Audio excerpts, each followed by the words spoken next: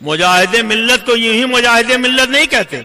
پوری زندگی کا آپ مطالعہ کرو، آدھی سے زیادہ زندگی مجاہد ملت کی جیل میں گزری ہے، آدھی سے زیادہ زندگی. خود تم اڑیسہ کے رئیس اعظم تھے ہی. یہ بھدوہی آپ کے قریب میں ہے، قالینوں کا شہر. سب سے بڑے قالین کے وہاں جو تاجر ہیں، شوکت نام ہے، باہر ملکوں میں ان کی قالین کی سپلائی ہوتی ہے. حضور مجاہد ملت کے مرید. حضور مجاہد ملت نے ایک مرتبہ ہندوستان کی وزیر اعظم اندرا گاندھی کے خلاف تقریر کی تھی. لوگوں نے مقدمہ قائم کیا، جیل میں پہنچا دیا. 6 مہینے ہو گئے جیل میں، ہاتھ میں ہتکڑی، پیر میں بیڑی اور قید بامشقت چکی پیسنا پڑتا تھا. اڑیسہ کے رئیس اعظم بار بار لوگ جاتے، اور ظاہر ہے کہ شوکت صاحب کروڑ پتی، ارب پتی، انہوں نے تمام لوگوں کو لگا دیا. بس یہ تھا کہ آپ معافی مانگ لیجئے کہ ہم نے جو کہا ہم اس کی معافی مانگتے ہیں. حضور مجاہد ملت نے کہا کہ نہیں، ہم معافی نہیں مانگ سکتے. اس کے زمانے میں فساد ہوا ہے، ہم اس کی مذمت کرتے تھے، کرتے ہیں اور کرتے رہیں گے. جیل میں زندگی بھرے ہماری کٹ جائے مگر ہم کسی ظالم کے سامنے ہتھیار نہیں ڈالیں گے، اس سے معافی نہیں مانگیں گے. ایک عرصہ بیت گیا تھا. کچھ لوگوں نے بڑے بڑے وکیلوں کو رابطہ کر کے بلایا، اور جب وہ پہنچے تو انہوں نے حضور مجاہد ملت سے کہا کہ حضور آپ کے سارے مرید پوری دنیا کے پریشان ہیں، 6 مہینے سے زیادہ عرصہ بیت گیا جیل میں رہتے ہوئے، آپ آج چلیں اور اگر جج آپ سے کچھ پوچھے تو آپ کچھ بولیں نہیں، چپ چاپ کھڑے رہیں، ہم بات کر لیں گے، اس کے بعد آپ کو ہم رہا کرا لیں گے. بہت خوشامد کیا، سب رونے لگے، پیر پکڑ لیا تھا کہ حضور اتنا مان لیں، آپ کچھ نہ بولیں. ہم یہ نہیں کہتے کہ آپ جھوٹ بولیں، آپ کچھ بولیں نہیں، خاموش کھڑے رہیں، وکیل صاحب کو جو بولنا ہے وہ بولیں گے اور پھر آپ کی رہائی ہو جائے گی. حضور مجاہد ملت نے کہا اچھا کوشش کرتا ہوں. اور جب کورٹ میں جج کے سامنے پہنچے تو وکیل نے کہا جج سے کہ جناب یہ مولانا مولوی لوگ ہیں، یہ نہیں جانتے کہ پردھان منتری کا مقام کیا ہوتا ہے، اس کی حیثیت کیا ہوتی ہے، اس کی گریما کیا ہوتی ہے، اس لیے انہوں نے جو کہا تھا وہ پردھان منتری کی توہین کی نیت سے نہیں کہا تھا، ایسے ہی کہہ دیا تھا. حضور مجاہد ملت کو جلال آیا اور جج کے سامنے رہا، چپ بےہودے تو غلط بول رہا ہے، میں نے ایسے ہی نہیں کہہ دیا تھا، میں نے اس کی توہین ہی کی نیت سے کہا تھا. آئین جواں مرداں حق گوئی و بے باکی، اللہ کے شیروں کو آتی نہیں روباہی. جج ہنسنے لگا، کہنے لگا آپ لوگ کہتے ہو کہ ان کو رہا کر دیجئے، معافی مانگنا تو دور کی بات ہے، یہ خاموش تک نہیں رہ پاتے ہیں، کیسے ان کو رہا کر دیا جائے. آج کس ذات گرامی کے آپ یاد منانے آئے ہو؟ کوئی نہ روک سکے گا، لپک کے مارے گا. بچل کے بولو سبحان اللہ، اور تعت کے بولو یا رسول اللہ. کوئی نہ روک سکے گا، لپک کے مارے گا، ذرا سا آگے بڑھے گا، جھپک کے مارے گا. رضا کے بیٹوں پہ بکواس مت کرو ورنہ غلام تاج الشریعہ پٹک کے مارے گا. رضا کے بیٹوں پہ بکواس مت کرو ورنہ غلام تاج الشریعہ پٹک کے مارے گا. اور گوہر فاطمہ کو دیکھا ہے، گوہر فاطمہ کو دیکھا ہے، نائب مصطفیٰ کو دیکھا ہے، اس کی آنکھوں کو کون بھائے گا یارو. اما جس نے اختر رضا کو دیکھا ہے اسنی آنکھوں کو کون بھائے گا یارو، جس نے اختر رضا کو دیکھا ہے. حضرات بلا تاخیر جو ہے میں خطابت کرنے کے لیے گزارش کروں گا خطیب اعظم ہندوستان، ناشر مسلک اعلیٰ حضرت، پاسبان مسلک اعلیٰ حضرت، جان آفت وہابیت قاطع نزدیت، سیف رضا خلیفہ حضور تاج الشریعہ، حضور مناظر اہل سنت حضرت علامہ مولانا عبد المصطفیٰ شاہ صاحب قبلہ حشمتی دارالعلوم مخدومیہ رودولی شریف کی بارگاہ میں بہت ہی ادب احترام کے ساتھ گزارش کر رہا ہوں کہ حضرت کچھ خطابت ہو چکے ہیں. اب آئیے بلا تاخیر حضرت کا خطاب سماعت کرنے کے لیے تیار ہو جائیں. دونوں ہاتھوں کو اٹھا لے، استقبال کر لے. نعرہ تکبیر، نعرہ رسالت، مسلک اعلیٰ حضرت، فیضان اعلیٰ حضرت، فیضان حضور مجاہد ملت، عرس سرکار حضور مجاہد ملت حضرت علامہ مولانا عبد المصطفیٰ صاحب قبلہ حشمتی. نعرہ تکبیر، نعرہ رسالت. السلام علیکم ورحمۃ اللہ وبرکاتہ. نحمدہ ونصلی علی رسولہ الکریم، اما بعد فاعوذ باللہ من الشیطان الرجیم، بسم اللہ الرحمن الرحیم. وذکرہم بایام اللہ، صدق اللہ العلی العظیم وصدق رسوله النبي الأمين الكريم ونحن على ذلك لمن الشاهدين والشاكرين والحمد لله رب العالمین۔ زندہ ہو جاتے ہیں جو مرتے ہیں حق کے نام پر، اللہ اللہ موت کو کس نے مسیحا کر دیا۔ کشتگان خنجر تسلیم را ہر زماں از غیب جانے دیگر است۔ درود پاک پڑھنے اللہم صلی علی سیدنا و نبینا مولانا محمد معدن الجود والکرم وعلی آلہ وآلہ وسلم صلاۃ و سلام علیک یا رسول اللہ۔ یہ کو اس کا ختم کر دیا۔ میں مبارکباد پیش کرتا ہوں آپ سبھی احباب اہل سنت کو، کمیٹی کے افراد کو، بھائی مشتاق صاحب کو، کہ آپ سب نے مل کر آج سلطان التارکین رئیس اعظم اڑیسہ حضور مجاہد ملت علیہ رحمت و رضوان کی یاد میں اس پاکیزہ محفل کو اپنے گاؤں میں منعقد کیا۔ پروردگار عالم عرس مجاہد ملت کی اس پاکیزہ بزم کو قبول فرمائے، اس میں ہماری آپ کی حاضریوں کو قبول فرمائے، اس محفل پاک کو آپ کے لیے، ہمارے لیے، پورے عالم اسلام و سنیت کے لیے مبارک فرمائے۔ میں نے خطبہ مسنونہ کے بعد قرآن پاک کی ایک آیت پڑھی۔ ہمارا آپ کا پروردگار فرماتا ہے وَذَكِّرْهُمْ بِأَيَّامِ اللَّهِ، اللہ کے دنوں کی یاد مناؤ۔ یوں تو سارے دن اللہ ہی کے ہیں، جمعہ بھی اللہ کا ہے، سنیچر بھی اللہ کا ہے، اتوار، پیر، منگل، بدھ، جمعرات بھی اللہ ہی کے دن ہیں، اور اللہ کہتا اللہ کے دنوں کی یاد مناؤ۔ جمعہ آیا ہم نے جمعے کی یاد منائی، سنیچر آیا ہم نے سنیچر کی یاد منائی، اتوار آیا ہم نے اتوار کی یاد منائی، پیر آیا ہم نے پیر کی یاد منائی، منگل آیا ہم نے منگل کی یاد منائی، بدھ آیا ہم نے بدھ کی یاد منائی، جمعرات آئی ہم نے جمعرات کی یاد منائی۔ تو ساری زندگی یادیں منانے میں بیت جائیں گی، پھر دوسری ضروریات کیسے پوری ہوں گی؟ تو علماء نے فرمایا کہ وَذَكِّرْهُمْ بِأَيَّامِ اللَّهِ کا مطلب یہ ہے کہ جس دن کو کسی اللہ والے سے نسبت حاصل ہو جائے اس دن کی یاد منا لو، اللہ کے دنوں کی یاد مکمل ہو جائے گی۔ آج کی یہ تاریخ 6 جمادی الاول کی حضور مجاہد ملت کے وصال کی تاریخ، صبح 5 بجے اسی تاریخ کی صبح میں حضور مجاہد ملت کا وصال ہوا۔ یہ مجاہد ملت کون ہے؟ ابر رحمت ان کے مرکز پر گوہر باری کرے، حشر تک شان کریمی ناز برداری کرے۔ یہ اڑیسہ کے شہر دھام نگر میں پیدا ہوئے اور اڑیسہ کے رئیس اعظم تھے۔ اے بیٹے ویڈیو نہ بنانا۔ اڑیسہ کے یہ رئیس اعظم تھے، لاکھوں کروڑوں کی اللہ نے ان کو دولت جائیداد عطا فرمائی۔ عباسی خانوادے سے ان کا تعلق تھا۔ ابتدائی تعلیم انہوں نے دھام نگر میں حاصل فرمائی، پھر اعلیٰ تعلیم کے لیے الہ آباد کے مدرسہ سبحانیہ میں داخلہ لیا، وہاں کے بعد دارالخیر اجمیر معلیٰ پہنچے۔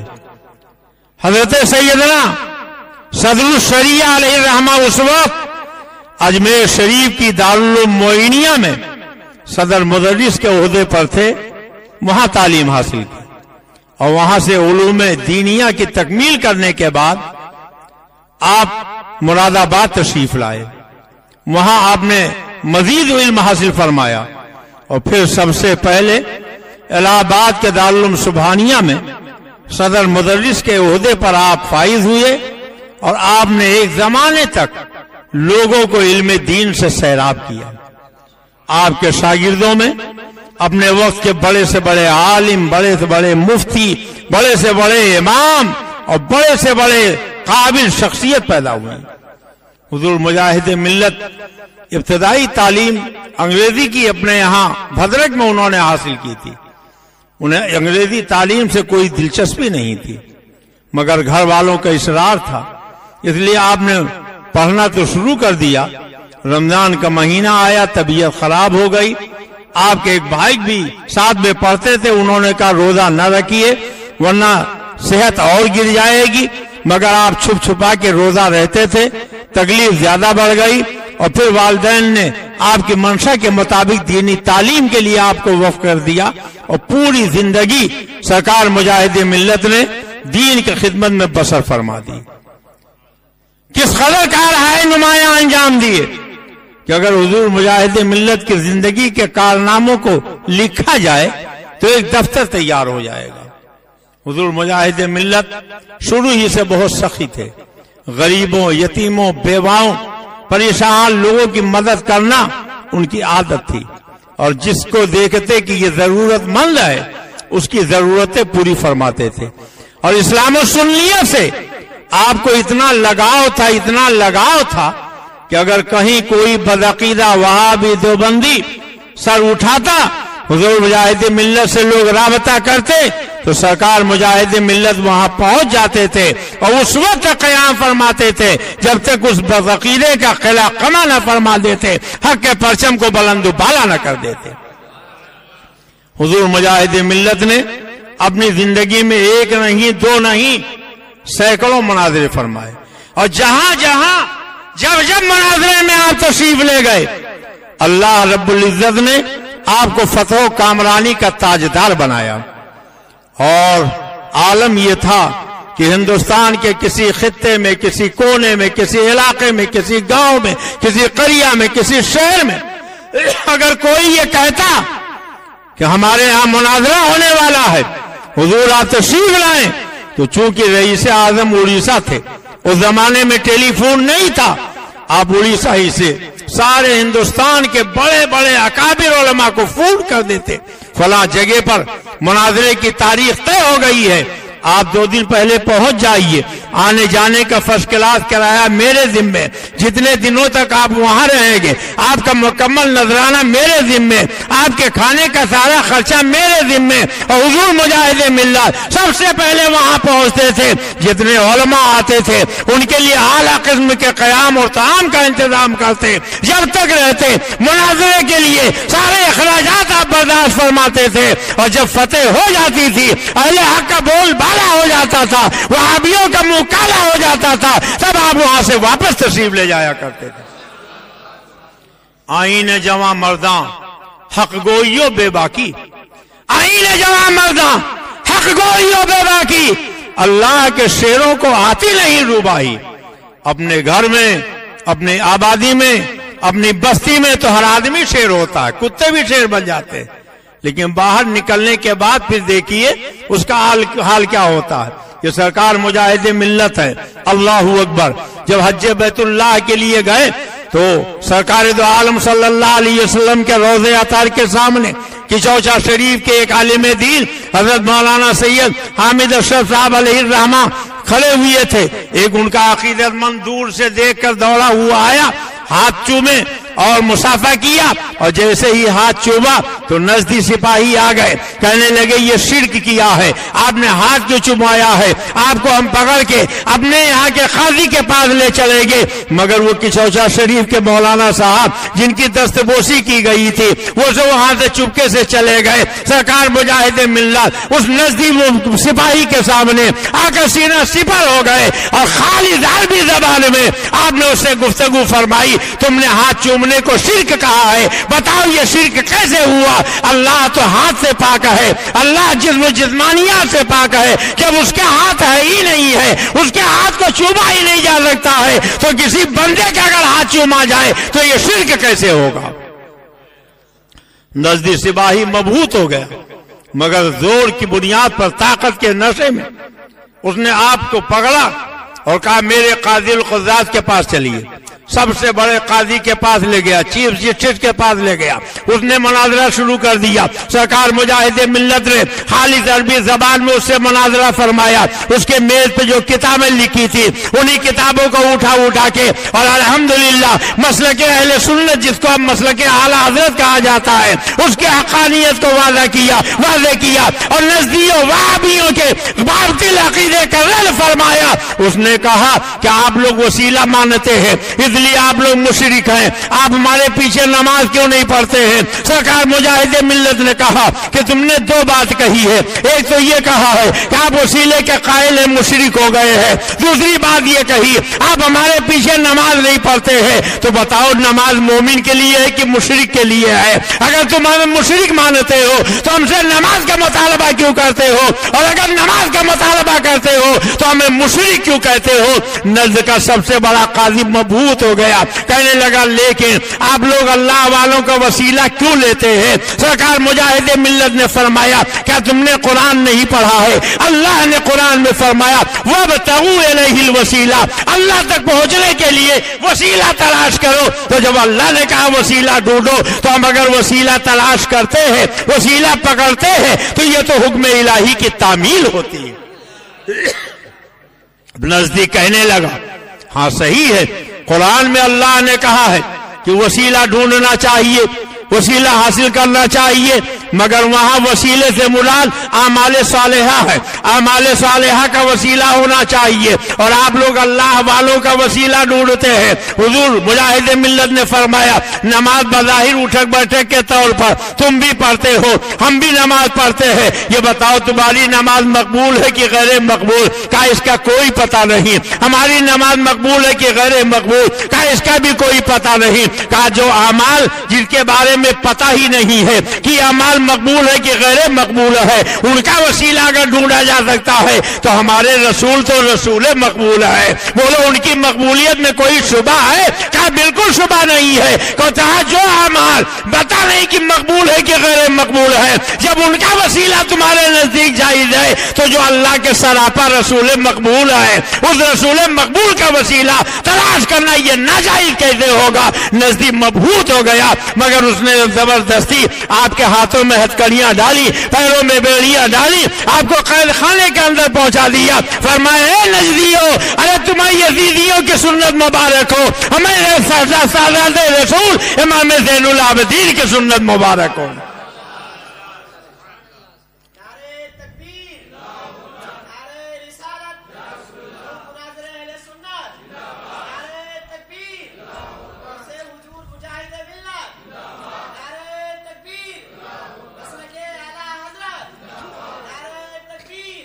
क्या कभी आपने सोचा कि सरकार मुजाहिद मिल्लत ने नजदियों से मुनाजरा क्यों किया? उनके पीछे नमाज क्यों नहीं पढ़ी? इसलिए कि इस जमाने में सबसे बड़े अगर कोई दीन के दुश्मन है तो ये नजदी वहाबी है। 91 साल पहले यहूद और नसारा के बलबूते पर अरब शरीफ पे इन्होंने कब्जा किया, तुर्कों को इन्होंने हिलाक किया, बहुत सौ को शहीद किया, और फिर तबाही और बर्बादी मचाने के बाद अरब पे कब्जा कर लिया। और जानते हो अरब पे कब्जा करने के बाद इन नजदियों ने सबसे पहला काम क्या किया? खाने काबा में, मस्जिद नबवी में, रोज़े रसूल पर जहां जहां अल्लाह के रसूल की हदीसें लिखी थी, सरकार का नाम मुबारक लिखा था, कहीं प्लास्टर थोप दिया, कहीं तारकुल फेर दिया, कहीं पेंट लगा दिया, और कहीं कहीं हथौड़ी छीनी से मिटाया। नबी के नाम से इतनी अदावत कि नबी के नाम को मिटाने के लिए प्लास्टर थोपा गया, तारकुल लगाया गया, पेंट चढ़ाया गया, हथौड़ी छीनी से मिटाया गया। और अपने बाप दादा के नाम का इतना शौक कि आपके गांव में ये मस्जिद है, मस्जिद आप लोगों ने मिलकर बनाई, लेकिन मस्जिद के दरवाजे पर आप देखो तो मस्जिद बनवाने वाले ने अपना नाम नहीं लिखा। खाली आपके गांव में नहीं, पूरे इलाके में देख लीजिए, पूरे जिले में देख लीजिए, पूरे सूबे में देख लीजिए, पूरे मुल्क में देख लीजिए, पूरी दुनिया में देख लीजिए, कई मस्जिद बनाने वाला मस्जिद के दरवाजे पर अपना नाम नहीं लिखता है, अपने बाप दादा का नाम नहीं लिखता है। लेकिन आप अगर अरब शरीफ में चले जाएं तो ये नजदी वहाबी हुकूमत करने वाले जिन्होंने नबी के नाम को प्लास्टर से मिटाया, तारकुल फेरा, पेंट लगाया, हथौड़ी चीनी से खोलज के निकाला और अपने बाप के नाम को उजागर करने का इतना शौक है कि हरम काबा और मस्जिद नबी में जितने गेट हैं उन सारे गेटों के ऊपर अपना अपने बाप दादा का नाम लिखा। अंग्रेजी में लिखा gate king Fahad, gate king Abdullah, gate king Abdul अजीज, गेट किंग साहब और बाबे मलिक फहद, बाबे मलिक अब्दुल अजीज, बाबे मलिक अब्दुल्ला। अब आप जरा सोचो, मलिक के माने होते हैं बादशाह के, किंग के माने होते हैं राजा के। पूरी दुनिया का कोई मुसलमान खुदा के घर के दरवाजे पर मस्जिद बनवाने के बाद अपना नाम नहीं लिखता है, मगर ये नबी के दुश्मन खुदा के दरवाजे पर अपने को राजा लिख रहे हैं, मलिक लिख रहे हैं, अपने नाम पर अपने बाप दादा का नाम लिख रहे हैं। इसीलिए सरकार मुफ्ती आजम ने कहा, तेरे हबीब का प्यारा चमन किया बर्बाद, इलाही निकले ये नजदीक वाला मदीने से। ये कितने बड़े नबी के दुश्मन है। आज इनका एक नया फिरका आ गया, अहले हदीस अपने को कहता। सब खड़े होते हैं तो नाफ के नीचे हाथ बांधते हैं, मगर ये सीने पर बांधते हैं, पैर फैला के खड़े होते, कहते हैं हम अहले हदीस। हम कहते हैं तुम अहले हदीस नहीं, अहले खबीस हो। कहते हैं हमने वही काम किया जो रसूलुल्लाह ने किया, सहाबा ने किया, ताबईन, तबे ताबईन, इम्मे दीन, मुस्तहिदीन ने किया। हम कोई नया काम नहीं करते। अब आप बताओ, क्या रसूलुल्लाह ने मस्जिद के दरवाजे पर अपना नाम लिखा था? क्या सिद्दीक अकबर ने लिखा था? फारूक आजम, उस्मान गनी, मौला अली ने लिखा था? पता चला तुम झूठे हो। तुमने वो काम किया जो रसूलुल्लाह ने नहीं किया, सहाबा ने नहीं किया, अहले बैत ने नहीं किया। ये इतना नहीं, आप और देखें इनके क्या क्या जालिमाना हरकतें हैं। अरब शरीफ में किस कदर इन्होंने दरीदा तहनी, बेहूदगी और उधम मचाया है। अगर आप तारीख उठा के देखो तो सहाबा के नाम पर जो मस्जिदें थी, मस्जिद फातिमा, मस्जिद अली, मस्जिद अबू बकर सिद्दीक, मस्जिद मायदा, मस्जिद सनाया, मस्जिद अजारा, ये सब सारी मस्जिदें थी, सरकार की मंसूब मस्जिदें थी। इन नजदियों का जमाना आया तो एक एक करके सारी मस्जिदों को शहीद कर दिया। आज अरब मुल्क में, जहां के लिए कुरान में और हदीस में यह कहा गया कि जजीरतुल अरब से यहूद और नसारा को निकाल दो। अरब का नाम हदीस में जजीरतुल अरब है, मगर इन जालिमों का जमाना आया तो इन्होंने अरब का नाम बदल दिया, अपने बाप का नाम उसमें जोड़ा और नाम रख दिया सऊदिया अरबिया। कहते हैं जो काम रसूलुल्लाह ने किया हम वही करते हैं, जो सिद्दीक अकबर ने किया वो हम वही करते हैं, फारूक आजम, उस्मान गनी, मौला अली ने किया हम वही करते हैं। तो क्या रसूलुल्लाह ने मोहम्मदिया अरबिया नाम रखा था? क्या सिद्दीक अकबर ने सिद्दीकिया अरबिया नाम रखा था? क्या फारूक आजम ने फारूकिया अरबिया नाम रखा था? क्या उस्मान गनी ने उस्मानिया अरबिया नाम रखा था? क्या मौला अली ने अरबिया नाम रखा था? पता चला तुम झूठे हो। तुमने वो काम किया जो रसूलुल्लाह ने नहीं किया है, सहाबा ने नहीं किया, अहले बैत ने नहीं किया, ताबईन ने नहीं किया, तबे ताबईन में दीन मुस्तहिदीन ने नहीं किया। सबसे बड़े बिदअती ये नजदी वहाबी, एक एक करके सारी निशानियां सरकार की इन्होंने मिटा दी। और अब तो आलम ये हो गया कि अरब शरीफ के मुल्क में इन्होंने 46 सिनेमा घर बना लिए हैं। 46 सिनेमा घर। खुद मदीना तैयबा में 10 सिनेमा घर तामीर करना शुरू कर दिया है। अब जरा सोचो, एक मर्द मोमिन तो रातों दिन दुआ मांगता, दिखा दे या इलाही वो मदीना कैसी बस्ती है, दिखा दे या इलाही वो मदीना कैसी बस्ती है जहां पर रात दिन मौला तेरी रहमत बरसती है। सरकार आला हजरत कहते हैं मदीने के खित्ते खुदा तुझको रखे गरीबों फकीरों को ठहराने वाले, जिसके लिए आप रातों दिन दुआ मांगते हो। उस मदीना शहर के अंदर इन वहाबियों ने एक नहीं 10 सिनेमा हॉल बनाना शुरू कर दिया है। आप जानते नहीं हो, हजरत सैयदना अब्दुल्ला इब्ने उमर रदी अल्लाह ताला अन्हु एक दिन मदीना शरीफ के बाहर कहीं जा रहे थे, बाजे की आवाज आई तो अपनी उंगलियों को उन्होंने कानों में डाल दिया। बहुत देर तक डाले रहे। हजरत नाफे साथ में थे तो उनसे पूछा, है नाफे क्या बाजे की आवाज आ रही थी? उन्होंने कहा नहीं आ रही। तब आपने उंगलियां कानों से निकाली। फरमाया मुझसे पूछो मैंने ऐसा क्यों किया। कहा बताइए सहाबी रसूल आपने ऐसा क्यों किया।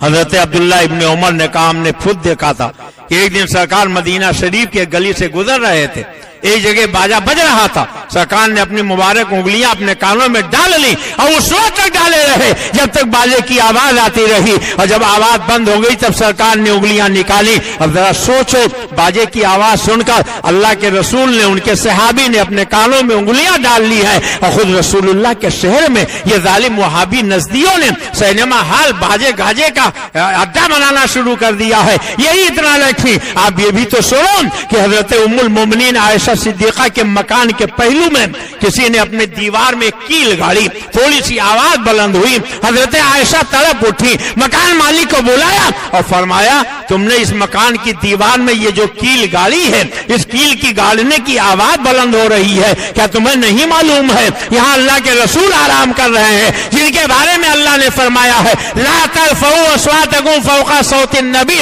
नबी की आवाज पे आवाज ऊंची मत करो, कील गाड़ कर तुम आवाज पैदा कर रहे हो, मेरे आका के आराम शरीफ में तशवीश पैदा कर रहे हो, खबरदार खबरदार, कील गाड़ कर आवाज पैदा करके मेरे आका और मौला को तकलीफ न पहुंचाओ। याद कीजिए मौला कायनात हैदर कर्रार अली मुर्तजा करमल्लाहु ताला वजहुल करीम के मकान का दरवाजा बोसीदा हो गया, खोलते थे तो चिड़चिड़ाहट की आवाज, बंद करते तो चिड़चिड़ाहट की आवाज, मौला अली को जला लाया। एक दिन खैबर शिकन हाथ बढ़ाया, दरवाजा उखाड़ के अलग फेंक दिया और पर्दे के लिए टाट लटका दिया। एक दिन एक बढ़ई आया, उसने कहा हुजूर आपके दरवाजे पर ये टाट का पर्दा देख रहा हूं, अच्छा नहीं लगता है, आप इजाजत दीजिए ये दरवाजा पड़ा है मैं इसको ठीक करके लगा दूं। हजरत अली ने फरमाया लगा दो। उसने औजार निकाला और जैसे ही दरवाजा ठीक करना चाहा हजरत अली बेचैन हो गए। फरमाया क्या कर रहे हो। कहा आप ही ने तो कहा दरवाजा ठीक करके लगा दो, तो क्या यहीं ठीक करोगे। कहा दरवाजा जब यहाँ लगना है तो ठीक कहा करे। कहा मदीने के बाहर ले जाओ, वहां दरवाजा चुपके से ठीक करो, खामोशी के साथ लाकर यहाँ मेरे मकान में लगा दो, इसलिए कि तुम्हें नहीं मालूम यहाँ अल्लाह के रसूल आराम कर रहे थे, जिनके बारे में अल्लाह ने कहा है ला तरफऊ अस्वातकुम फौका सौतिन नबी, नबी की आवाज पे आवाज ऊंची मत करो। तुम दरवाजा ठीक करोगे कोई शोर पैदा होगा, आवाज बुलंद होगी, और अली की गैरत को यह गवारा नहीं है कि जहां उसके आका आराम करे वहां कोई शोर पैदा हो। मदीना जाके हम समझे तकद्दुस को कहते थे, हवा पाकीज़ा पाकीज़ा, फिजा संजीदा संजीदा। मदीना वो जगह है कि जहां रोजाना सुबह को 70,000 फरिश्ते आते हैं, शाम तक रोज़े रसूल के किनारे किनारे हाथ बांध के खड़े रहते थे और दुरूदो सलाम की डालियां निछावर करते हैं। शाम आती है तो वो 70,000 चले जाते हैं, दूसरे 70,000 आ जाते हैं, वो सुबह तक दुरूदो सलाम पढ़ते रहते हैं। इस तरीके क़यामत तक सुबह और शाम 70,000 फरिश्ते आते रहेंगे, दुरूदो सलाम पढ़ते रहेंगे। आप इससे अंदाजा लगाओ फरिश्तों की तादाद कितनी है। और ये भी सुन लो कि जो फरिश्ता जिंदगी में एक मर्तबा आ जाएगा क़यामत तक दोबारा कभी आना नसीब ना होगा। मेरे आला हजरत इसीलिए तो फरमाते हैं मासूमों को है उम्र में सिर्फ एक बार मासूमों को है उम्र में सिर्फ एक बार आसी पड़े रहे, ये सिला उम्र भर की है। मासूम फरिश्ते जिंदगी में एक मर्तबा सरकार के रोजे पर हाजिरी दे पाते थे। हम जैसे गुनहगार अगर चाहे तो जिंदगी भर जाकर वही सरकार के कदमों में पड़े रह जाएं। तो ये वो मदीना है, उस मदीने की बेउर्मती इन नजदियों वहाबियों ने की है। यही वजह है कि हुजूर सरकार मुजाहिदे मिल्लत ने ये परवाह नहीं की कि हाथ में हथकड़ी पड़ेगी, पैर में बेड़ी पड़ेगी और मुझे जेल में डाला जाएगा, तमाशे लगाए जाएंगे, सोबतें पहुंचाई जाएगी, मुझे कत्ल किया जा सकता है, फांसी पर लटकाया जा सकता है। हुजूर मुजाहिदे मिल्लत ने ये बता दिया है आईने जमा मर्दा हक गो यो बेबाकी, अल्लाह के शेरों को आती नहीं रुबाही। मुजाहिदे मिल्लत को यूं ही मुजाहिदे मिल्लत नहीं कहते। पूरी जिंदगी का आप मुताला करो, आधी से ज्यादा जिंदगी मुजाहिदे मिल्लत की जेल में गुजरी है, आधी से ज्यादा जिंदगी।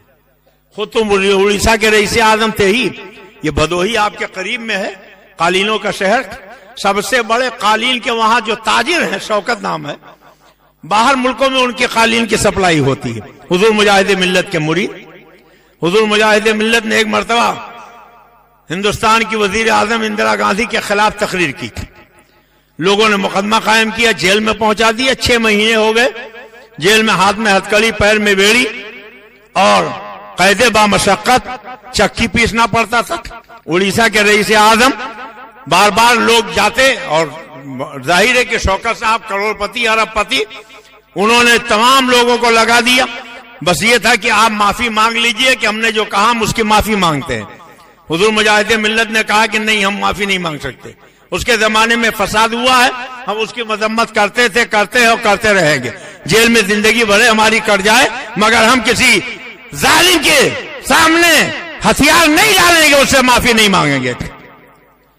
ایک عرصہ بیت گیا، کچھ لوگوں نے بڑے بڑے وکیلوں کو رابطہ کر کے بلایا، اور جب وہ پہنچے تو انہوں نے حضور مجاہد ملت سے کہا کہ حضور آپ کے سارے مرید پوری دنیا کے پریشان ہیں، 6 مہینے سے زیادہ عرصہ بیت گیا جیل میں رہتے ہوئے، آپ آج چلیں، اور اگر جج آپ سے کچھ پوچھے تو آپ کچھ بولیں نہیں، چپ چاپ کھڑے رہیں، ہم بات کر لیں گے، اس کے بعد آپ کو ہم رہا کرا لیں گے۔ بہت خوشامد کیا، سب رونے لگے، پیر پکڑ لیا کہ حضور اتنا مان لیں، آپ کچھ نہ بولیں، ہم یہ نہیں کہتے کہ آپ جھوٹ بولیں، آپ کچھ بولیں نہیں، خاموش کھڑے رہیں، وکیل صاحب کو جو بولنا ہے وہ بولیں گے اور پھر آپ کی رہائی ہو جائے گی۔ حضور مجاہد ملت نے کہا اچھا کوشش کرتا ہوں، اور جب کورٹ میں جج کے سامنے پہنچے تو وکیل نے کہا جج سے کہ جناب یہ مولانا مولوی لوگ ہیں، یہ نہیں جانتے کہ پردھان منتری کا مقام کیا ہوتا ہے، اس کی حیثیت کیا ہوتی ہے، اس کی گریما کیا ہوتی ہے، اس لیے انہوں نے جو کہا تھا وہ پردھان منتری کی توہین کی نیت سے نہیں کہا تھا، ایسے ہی کہہ دیا تھا۔ حضور مجاہد ملت کو جلال آیا اور جج کے سامنے رہا، چپ بےہودے، تو غلط بول رہا ہے، میں نے ایسے ہی نہیں کہہ دیا تھا، میں نے اس کی توہین ہی کی نیت سے کہا تھا۔ آئین جواں مرداں حق گوئی و بے باکی، اللہ کے شیروں کو آتی نہیں روباہی۔ جج ہنسنے لگا، کہنے لگا آپ لوگ کہتے ہو کہ ان کو رہا کر دیجئے، معافی مانگنا تو دور کی بات ہے، یہ خاموش تک نہیں رہ پاتے ہیں، کیسے ان کو رہا کر دیا جائے۔ آج کے ذات گرامی کے آپ یاد منانے آئے ہو، بریلی شریف سے کتنی عقیدت تھی، کتنی محبت تھی، آپ سنو ایمان تازہ ہو جائے گا۔ بریلی شریف اسٹیشن سے اترے، ٹرین سے اتر کے باہر نکلے، ایک رکشے والا سامنے تھا، کہا یہ کہاں چلیں گے، کہا اعلیٰ حضرت کے ہاں چلیں گے، کیا کرایہ لیں گے؟ اس نے 2 یا 5 روپے، یہ نہیں یاد ہے صحیح کہ 2 یا 5 روپے کرایہ طے کیا۔ آپ اس کے رکشے پر بیٹھ گئے، چہرے پر داڑھی تھی رکشہ چلانے والے کے، امامہ بھی باندھے ہوئے تھے۔ اب بھی بریلی شریف پیلی بھیت شریف میں بہت سے لوگ داڑھی، کرتا پائجامہ، ٹوپی اور امامے والے بھی رکشہ چلاتے ہیں۔ محنت کرنا، مزدوری کرنا، مشقت کرنا اسلام نے کوئی منع نہیں کیا ہے۔ اب وہ چلاتے جا رہے تھے، کچھ دور چلنے کے بعد حضور مجاہد ملت نے پوری رفتار کے ساتھ رکشہ چل رہا تھا، پوچھ لیا میاں تمہارا نام کیا ہے؟ تو رکشہ چلانے والے نے کہا میرا نام حامد رضا ہے۔ کیا کہا؟ میرا نام حامد رضا ہے۔ بڑی تیزی کے ساتھ رکشہ چل رہا تھا، نام سنتے ہی مجاہد ملت رکشے سے کود کے نیچے گر پڑے۔ وہ تعجب میں پڑ گیا، بریک مارا، کافی دور سے اس کا رکشہ اڑتا پڑتا رہا۔ اس نے کہا حضرت آپ کو اترنا تھا، آپ ہم سے کہتے، ہم رکشہ روک دیتے، آپ اتر جاتے، آپ نے آخر یہ چلتے ہوئے اتنی تیز رکشے سے چھلانگ کیوں لگا دی؟ آنکھ میں آنسو آ گئے اور جا کے اس کے ہاتھ پکڑ لیے، بھائی مجھے معاف کر دو، بھائی مجھے معاف کر دو، رونے لگے، مجھے معاف کر دو، میرے پیر کا نام حامد رضا، اعلیٰ حضرت کے بڑے شہزادے کا نام حامد رضا تھا، مفتی اعظم کے بڑے بھائی کا نام حامد رضا تھا۔ حضور مجاہد ملت پہلے تو مرید اور خلیفہ تھے حضرت علی اشرفی کشوشوی علیہ رحمت و رضوان کے، شیخ المشائخ ہیں، وہ بھی بہت بڑے کامل ولی ہیں، مگر بعد میں پھر حضور حجت الاسلام سے بھی خلافت لے لی، حضور مجاہد ملت نے حضرت مفتی اعظم سے بھی خلافت لے لی، تو حضرت سیدی سرکار اشرفی میاں علیہ الرحمہ کے بھی خلیفہ تھے، اور حجت الاسلام کے بھی خلیفہ تھے، مفتی اعظم کے بھی خلیفہ تھے۔ اور جب اپنے پیر کا نام سنا کہ رکشے والے کا نام ہے تو اتنا مہلت نہیں آپ نے دی کہ وہ رکشے کو بریک لگائے، آپ اترے، ہاتھ پیر ٹوٹ جائے یہ گوارا، زخمی ہو جاؤ یہ گوارا، خون میں سرابور ہو جاؤ یہ گوارا، مگر پیر کی شان میں کوئی فرق آ جائے، کوئی توہین ہو جائے، یہ مجاہد ملت کو گوارا نہیں ہے۔ اندازہ لگاؤ کتنی عقیدت تھی، کتنی محبت تھی مجاہد ملت کو، اپنے خانوادے کے مرشدان کرام سے، اپنے پیرانے طریقت سے، اور پھر جتنا کرایہ طے تھا اس کا دگنا کرایہ دیا اور معافی مانگی، اور اس کے بعد وہاں سے پیدل چل پڑے۔ کہنے لگے دوسرا رکشہ بلا لے، کہا نہیں، آ جائے گا کوئی رکشہ مل جائے گا تو مل جائے گا، ورنہ میں پیدل چلا جاؤں گا، مگر اب آپ کے رکشے پر بیٹھ کر میں نہیں چلوں گا۔ آپ ذرا اندازہ لگائیں۔ میں سوچنے لگا ہے مجاہد ملت پیر کی اتنی محبت۔ آج مرید تو بہت سے لوگ ہو جاتے ہیں، سرکار تاج الشریعہ آتے ہیں، دامن پھیلا دیتے ہیں اور لوگ مرید ہو جاتے ہیں، لیکن پورے سال تک پوچھتے تک نہیں کہ سرکار تاج الشریعہ کا وصال ہو گیا، اب ان کے شہزادے کیسے ہیں، ان کا حال کیا ہے اور ان کے معاملات کیا ہیں۔ پیری مرید ہونے کا مطلب کیا ہوتا ہے، اور پیری مریدی کا مطلب مجاہد ملت کی بزم میں آپ آئے ہو تو میں آپ کو سمجھاؤں۔ آپ سمجھو کہ مرید کسے کہتے ہیں، پیر کسے کہتے ہیں۔ عالم تصور میں آؤ میں آپ کو لے کر دہلی چلتا ہوں۔ ہمارے بھائی مشتاق صاحب نے کہا تھا کچھ حضرت امیر خسرو کی بات بتا دیجیے۔ دہلی میں ایک بزرگ ہیں جن کا مزار ہے، جنہیں حضرت محبوب الملت والدین سیدنا نظام الدین اولیاء کہا جاتا۔ حضرت سلطان الہند خواجہ غریب نواز کے خلیفہ حضرت قطب الدین بختیار کاکی، ان کے خلیفہ حضرت بابا فرید الدین گنج شکر، ان کے خلیفہ حضرت علاؤ الدین علی احمد صابر کلیری، جو مرید بھی ہیں، خلیفہ بھی ہیں، شاگرد بھی ہیں اور داماد بھی ہیں، بھانجے بھی ہیں، 5 نسبتیں۔ اور دوسرے خلیفہ ہیں بابا صاحب کے حضرت محبوب الملت والدین سیدنا نظام الدین اولیاء۔ حضرت نظام الدین اولیاء کے ایک بڑے چہیتے خلیفہ ہیں جنہیں امیر خسرو کہا جاتا ہے، جنہیں ملک الشعراء، سلطان الشعراء، طوطی شکر مقال کہا جاتا تھا۔ اتنے اچھے شاعر تھے کہ مغل زمانے کے 7 بادشاہوں کا دور آپ کو ملا ہے۔ کتنے؟ اور بادشاہوں کے شان میں قصیدے لکھ دیتے تھے تو 1-2 نہیں 10-10 ہزار اشرفیاں ایک ایک بادشاہ انہیں انعام میں دے دیتے تھے۔ آپ لوگ تو 10-5 روپیہ انعام میں دیتے ہوئے بھی جھجک محسوس کرتے ہیں، یہ پکڑے بیٹھے رہتے ہیں۔ لیکن حضرت امیر خسرو جب کلام سناتے تھے تو کلام سننے کے بعد 10-10 ہزار اشرفیاں اس وقت کے راجے مہاراجے اور اس وقت کے بڑے بڑے بادشاہ ان کو انعام میں دے دیتے تھے۔ یہ طریقہ رہتا تھا۔ حضور اعلیٰ حضرت کی بارگاہ میں ایک مرتبہ نان پارا کے کچھ لوگ آئے، انہوں نے کہا حضور ہمارے نان پارا کے نواب صاحب اگر کوئی ان کے شان میں قصیدہ لکھ دے تو بہت انعام دیتے ہیں، آپ بہت اچھے شاعر ہیں، نان پارا کے نواب کے شان میں ایک قصیدہ لکھ دیں، ہم بھی مالا مال ہو جائیں گے، آپ بھی مالا مال ہو جائیں گے۔ اور فرمائش کرنے والے 2 بڑے شاعر تھے، ایک کا نام ارشاد تھا، دوسرے کا نام ناطق تھا۔ ان دونوں نے کہا کہ حضور ایک قصیدہ لکھ دیں، تو اعلیٰ حضرت نے قلم اٹھایا، لکھنا شروع کر دیا۔ وہ دل ہی دل میں خوش ہو رہے تھے کہ قصیدہ ابھی لکھ کے دیں گے، ہم لے جا کے نان پارا کے نواب کو سنائیں گے اور اتنا دولت ملے گی کہ 2-4 پشتوں تک کے لیے کافی ہو جائے گی۔ مگر جب اعلیٰ حضرت نے مکمل کیا تو بجائے نان پارا کے نواب کا قصیدہ لکھنے کے اعلیٰ حضرت نے مدینے کے تاجدار کا قصیدہ لکھا۔ وہ کمال حسن حضور ہے کہ گمان نقش جہاں نہیں، یہی پھول خال سے دور ہے، یہی شمع ہے کہ دھواں نہیں۔ اور پھر مقطع لکھا تو مقطع میں دونوں کا نام بھی کیسا پرویا ہے، ایک کا نام ارشاد تھا، دوسرے کا نام ناطق تھا۔ بس خام خام نوائے رضا، بس خام خام نوائے رضا، نہ یہ طرز میری نہ یہ رنگ میرا، ارشاد احبہ ناطق تھا، ناچارت راہ پڑا جانا۔ کہتے ہیں کہ میں کسی دنیا دار کی تعریف کروں، ارشاد احبہ ناطق تھا، ناچارت راہ پڑا جانا، تو یہ اعلیٰ حضرت ہے جنہوں نے کہا اور مقطع کہا تو کیسے کہا، کروں مدح لدول لذان، پر اس بلا میں میری بلا، میں گلا ہوں اپنے کریم کا، میرا دین پارے نہ نہیں، میرا دین پارے نہ نہیں۔ پارے نان کے معنی ہوتے ہیں روٹی کا ٹکڑا، اور اسی کو الٹا کر دیجئے تو نان پارا بن جاتا ہے۔ وہ ارشاد احبہ ناطق تھا والی بات میں غلط بول گیا، وہ ایسا تھا کہ حضرت امیر خسرو نے 3 زبانوں میں شعر کہے تھے، یاد آ گیا تو وہ بھی سن لیجئے۔ 3 زبانوں میں شعر کہا۔ کچھ بڑے بڑے شاعر آئے اعلیٰ حضرت کی بارگاہ میں، کہنے لگے حضور میرا نام ارشاد ہے، دوسرے نے کہا میرا نام ناطق ہے، اور امیر خسرو نے 3 زبانوں میں شعر کہا، آپ بھی 3 زبانوں میں کوئی نعت لکھ دیں۔ تو اعلیٰ حضرت نے کہا کہ انہوں نے 3 زبانوں میں کہا تھا، میں لو 4 اور 5 زبانوں میں کہتا ہوں، اور وہ لکھا تھا لمیات نظیر و کفی نظر مثلے تو نشد پیدا جانا، جگراج کا تاج تورے سرسوں ہے تجھ کو شہ دوسرا جانا. اس نعت میں اعلیٰ حضرت نے اردو کو بھی رکھا، فارسی بھی رکھا، ہندی بھی رکھا، سنسکرت بھی رکھا، اور اس میں عربی بھی اعلیٰ حضرت نے رکھا. 5 زبانوں سے یہ نعت اعلیٰ حضرت نے کہی. اسی کے مقطع میں کہا کہ مثال احبا ناطق تھا، ناچار اس راہ پڑا جانا. تو حضرت امیر خسرو بڑے اچھے شاعر تھے. حضرت محبوب الہی ان سے بڑی محبت فرماتے، اتنی محبت فرماتے تھے کہ فرماتے تھے اگر شریعت نے منع نہ کیا ہوتا تو میں یہ وصیت کر جاتا کہ میرے انتقال کے بعد میرے قبر میں میرے پہلو میں امیر خسرو کو لٹا دیا جائے. عشاء کی نماز کے بعد جب حضرت محبوب الہی اپنے حجرے میں پہنچ جاتے تو کسی کو وہاں آنے کی اجازت نہیں ہوتی تھی، کوئی نہیں آ سکتا تھا سوائے حضرت امیر خسرو کے.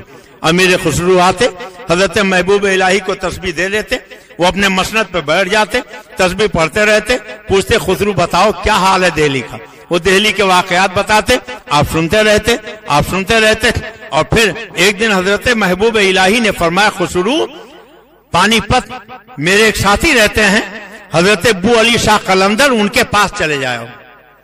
تو کہا حضور سب لوگ اپنے پاس رکھتے ہیں، آپ دوسرے پیر کے پاس بھیج رہے ہیں. کہا نہیں چلے جاؤ. گئے، جمعرات کا دن تھا، دیکھا حضرت ابو علی شاہ قلندر کے ہاں محفل لگی ہوئی تھی. حضرت امیر خسرو کو بھی اچھا ہوا لگا. پھر واپس آئے تو دوسرے جمعرات کو کہا اجازت دے تو پھر چلا جاؤں. کہا جاؤ، ہر جمعرات کو چلے جائے کو. اب ہر جمعرات کو حضرت امیر خسرو حضرت ابو علی شاہ قلندر کے ہاں پانی پت ان کی محفل میں جانے لگے.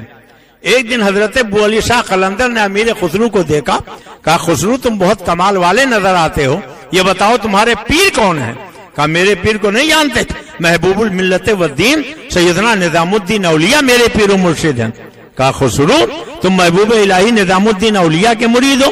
میں اللہ کے رسول کے دربار میں ہمیشہ حاضری دیتا ہوں، مگر سرکار کے دربار میں بڑے بڑے اولیاء اقطاب و ابدال مجھے نظر آئے مگر تمہارے پیر وہاں کہیں نظر نہیں آئے.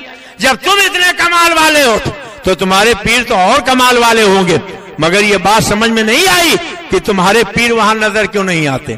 اب ظاہر ہے کہ مرید کو اگر یہ پتا چل جائے کہ اس کے پیر کی شان کچھ گھٹ رہی ہے تو کتنا دکھ ہوگا. اور پھر امیر خسرو جیسا مرید ہو، آنکھ میں آنسو آ گئے، سب مایوسی اور اداسی چھا گئی، رنج سے سر جھکا لیا، بیٹھے رہے. پھر وہاں سے جب دہلی پہنچے حضرت محبوب الہی کے دربار میں تو حضرت محبوب الہی نے فرمایا خسرو اتنا رنجیدہ کیوں، مایوس کیوں، اداس کیوں؟ کوئی بات ہے؟ کھانا پینا بھی تم نے چھوڑ دیا ہے، یہاں بیٹھے ہوئے ہو، اس قدر مایوسیوں میں ڈوبے ہوئے ہو، آخر اس کی وجہ کیا ہے؟ اور جب بار بار پوچھا تو کہا حضور آج حضرت ابو علی شاہ قلندر نے مجھ سے ایک بات کہی ہے، اسی کو سننے کے بعد میں پریشان ہوں. کہا کیا کہا انہوں نے؟ کہا میں بہت دنوں سے دربار رسول میں حاضری دیتا ہوں مگر سرکار کے دربار میں بڑے بڑے اولیاء اقطاب و ابدال نظر آئے مگر تمہارے پیر محبوب الہی کہیں نظر نہیں آئے. سرکار جب سے میں نے یہ سنا ہے کہ آپ وہاں نہیں ہیں تب سے مجھے بڑا دکھ ہو گیا ہے، نہ کھانا اچھا لگتا ہے، نہ پانی اچھا لگتا ہے، چین و سکون سب غارت ہو گیا ہے، ایسو آرام بالکل زہر لگنے لگا ہے، اس لیے سرکار میں بہت پریشان ہوں. حضرت محبوب الہی نے فرمایا خسرو تمہیں کہنا چاہیے تھا مجھے دربار رسول میں لے چلو، میں اپنے پیر کو تلاش کر کے آپ کو دکھا دوں گا. حضرت امیر خسرو نے کہا حضور اگر میں یہ کہتا وہ لے کر مجھے وہاں پہنچا دیتے، آپ نہ ملتے تو؟ کہہ رہے یہی کیا کم تھا، اسی بہانے تم اللہ کے نبی کے دربار میں پہنچ جاتے. کہا حضور بہت اچھا، آپ کی جمعرات کو میں ضرور کہوں گا.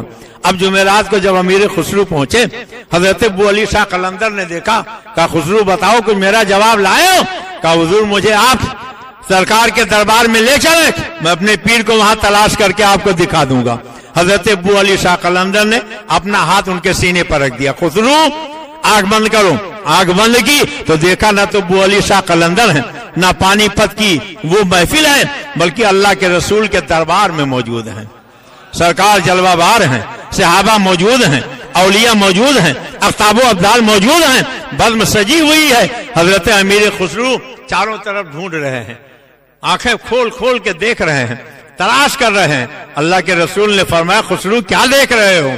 آنکھ میں آنسو آ گئے. سرکار میں اپنے پیر و مرشد کو دیکھ رہا ہوں، میرے پیر و مرشد کہیں نظر نہیں آ رہے ہیں.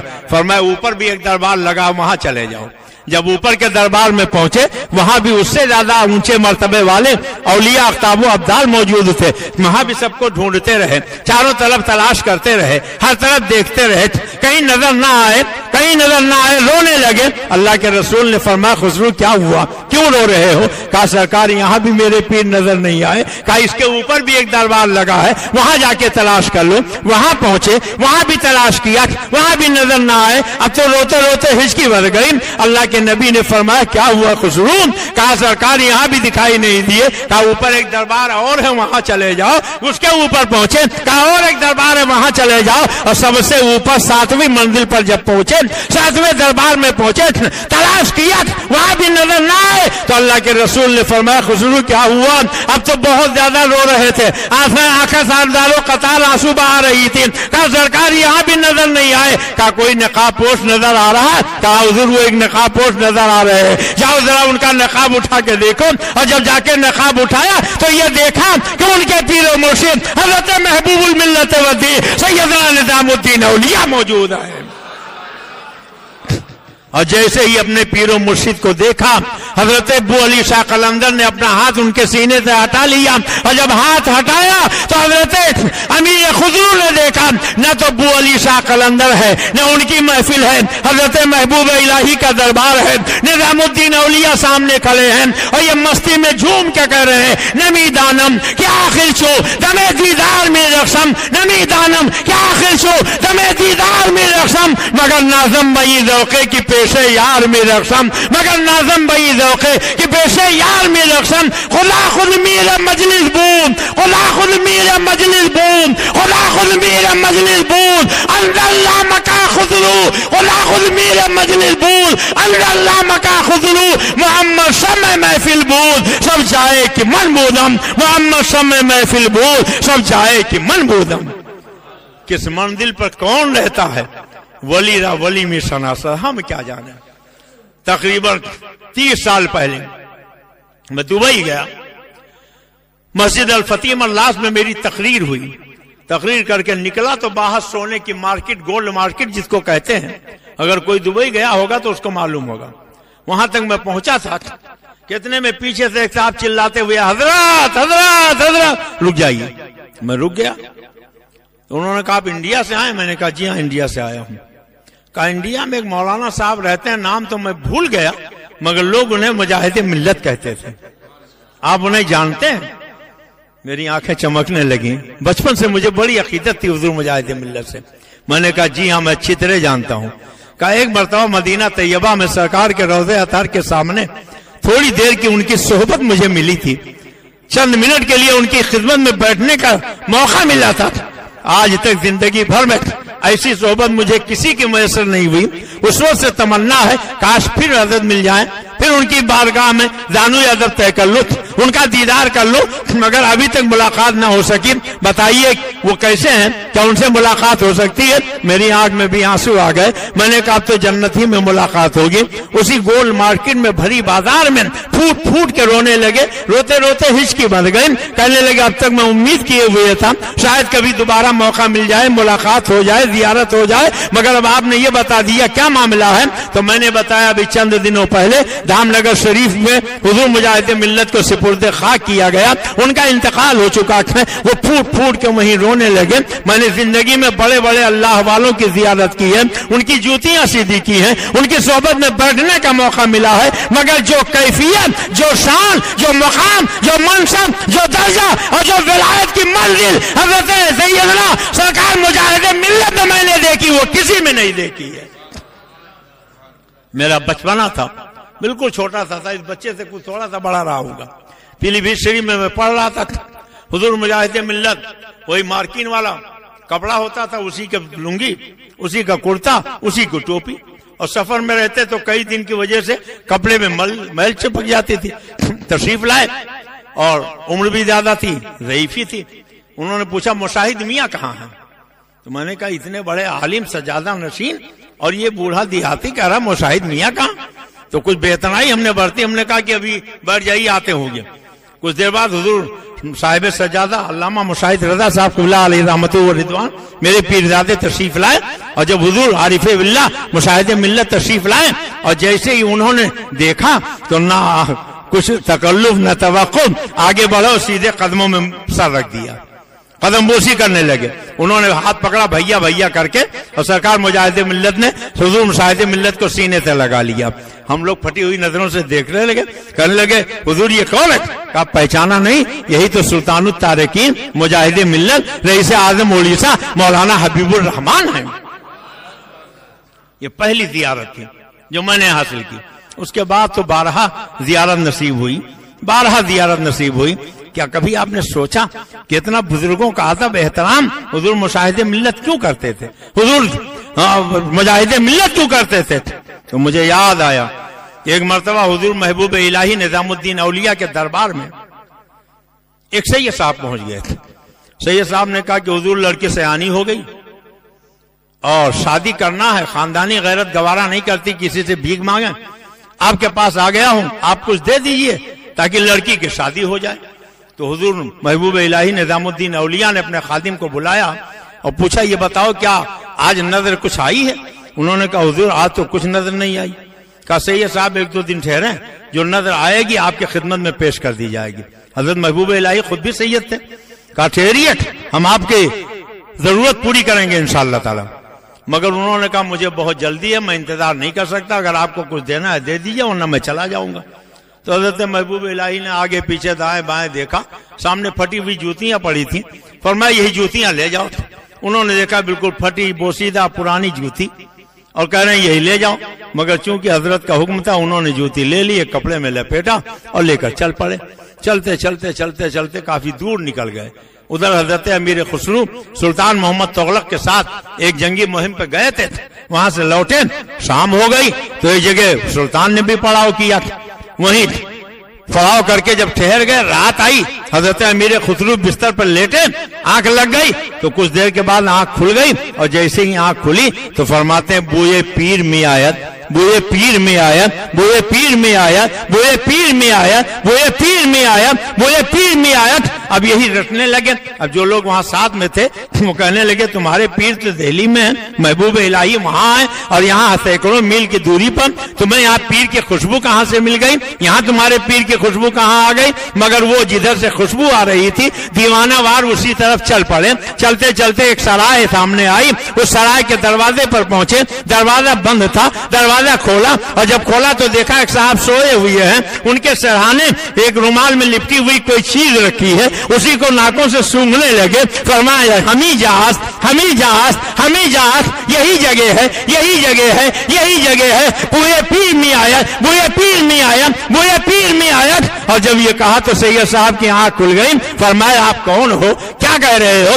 انہوں نے کہا پہلے بتائیے آپ کون ہیں، کہاں سے آ رہے ہیں؟ کہا میں ایک سید زادہ ہوں، دہلی گیا تھا، لڑکیوں کی شادی کے لیے محبوب الہی سے کچھ دولت میں نے مانگی تھی، انہوں نے کچھ دینے کے بجائے مذاق کیا ہے، یہ پھٹی ہوئی جوتیاں مجھے دے دی ہیں، یہ پہننے کے لائق بھی نہیں ہے، کسی کام کے لائق بھی نہیں ہے، مگر دے دیا تو لے کے آ گیا ہوں۔ حضرت امیر خسرو نے فرمایا کہ ایسے یہ صاحب کیا میرے پیر کی یہ جوتیاں آپ بیچیں گے؟ حضرت امیر خسرو نے جب یہ کہا تو سید صاحب مسکرانے لگے، یہ جوتیاں نہ پہننے کے لائق ہیں، نہ کوئی خریدے گا اسے، یہ بالکل بیکار بوسیدہ ہیں، پھٹی ہوئی ہیں، پرانی جوتیاں ہیں، اس کو کون خریدے گا؟ کہا میں خریدوں گا۔ خرید لیجئے، کیا قیمت آپ دیں گے؟ تو فرمایا اس جنگ کے موقع پر مجھے 7,000 اشرفیاں ملی ہیں، وہ 7,000 اشرفیاں دے کر میں اپنے پیر کی یہ جوتیاں خرید رہا ہوں، اور اگر سید صاحب آپ میرے ساتھ دلی واپس چلیں تو 7,000 اشرفیاں میرے ساتھ دلی میں بھی موجود ہیں، وہ دلی کی بھی 7,000 اشرفیاں میں اس پیر کے جوتے کے عوض میں آپ کو دے دوں گا۔ سید صاحب نے کہا نہیں، مجھے بس اتنا ہی کافی ہے۔ 7,000 اشرفیاں انہوں نے لے لی، وہ چلے گئے۔ حضرت امیر خسرو نے اپنے پیر و مرشد کی جوتیاں سر پہ رکھی اور دہلی کی طرف روانہ ہو گئے، اور جب محبوب الہی کے دربار میں پہنچے جھومنے لگے، مست ہو گئے، بے خود ہو گئے، والہانہ انداز میں پیر کی طرف آگے بڑھے تو پیر و مرشد نے کہا خسرو بہت خوش نظر آ رہے ہو، کیا معاملہ ہے؟ کہا حضور میں نے آپ کی جوتیاں خرید لی ہے، میں نے آپ کی جوتیاں خرید لی ہے۔ محبوب الہی نے پوچھا خسرو کتنے میں خریدی ہے؟ کہا سرکار 7,000 اشرفیوں میں خریدی ہے۔ حضرت محبوب الہی نے فرمایا بسیار ارزمی خریدی، بسیار ارزمی خریدی، بسیار ارزمی خریدی، بہت سستی تم نے خرید لیا، بہت سستی تم نے خرید لیا، بہت سستی تم نے خرید لیا۔ بوئے گل بلبل شناست، بوئے جوہر جوہری ہر آدمی پہچان نہیں سکتا ہے، وہی پہچانے گا جو کسی مقام اور منصب کا حامل ہوگا۔ حضور مجاہد ملت کے منصب پر حائل ملتے ہیں، کیا مقام تھا ان کا، کیا شان تھی ان کی، اللہ تبارک تعالیٰ ان کے فیض و برکات سے ہمیں اور آپ کو مستفید فرمائے۔ دیکھیے مشتاق بھائی نے 10 بجے تک کہا تھا، بات بڑھ گئی جی، ختم کر دیا جائے جی، اگر کچھ دیر اور بیٹھ سکے تو کچھ اور عرض کر دیں ورنہ ختم کر دیں۔ بات سمجھ میں آ رہی کہ نہیں آ رہی؟ سمجھ میں آ رہے نا؟ حضرت سیدنا امیر خسرو، کہہ دو سبحان اللہ۔ پیر سے محبت کیسی ہونا چاہیے؟ حضرت امیر خسرو سے سنو، آج کوئی بھی جانا چاہے حضرت محبوب الہی کے مزار پر تو جا نہیں سکتا جب تک امیر خسرو کے یہاں حاضر نہ دے، پہلے ان قدموں میں اپنے پیر کا آرام کر رہے ہیں۔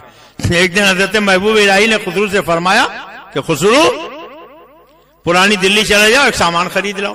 وہ گئے، واپسی میں تاخیر ہو گئی اور دیر سے آئے تو حضرت محبوب الہی انتظار میں تھا۔ کہا خسرو آج اتنی دیر کیوں ہو گئی، اتنا ٹائم کیسے لگ گیا؟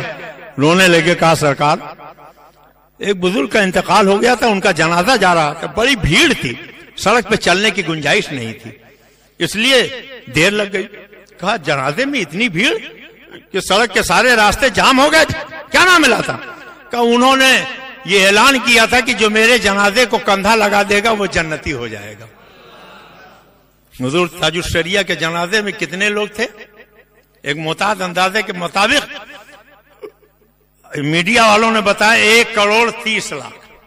کتنے؟ 1,30,00,000۔ اور یہ بھی سن لو مسئلہ کہ اگر جس کے جنازے میں کندھا لگایا جائے وہ اللہ کا پہنچا ہوا ولی ہو تو کندھا لگانے والے جنتی ہو جاتے ہیں، اور اگر وہ جنتی نہ ہو یا ولی نہ ہو اور جنتی جا کے کندھا لگا دے تو ان کی برکت سے اللہ اس کی بخشش فرما دیتا۔ بہت سے لوگ مایوس ہو گئے، تاج الشریعہ کے جنازے میں گئے، کندھا لگانا تو دور کی بات جنازہ دیکھ بھی نہیں پائے، ظاہر ہے 1,30,00,000 آدمی جہاں اکٹھا ہو جائیں۔ تو انہوں نے کہا مولانا صاحب گئے تو بڑے ارمان لے کر گئے تھے مگر دیکھ نہیں سکے۔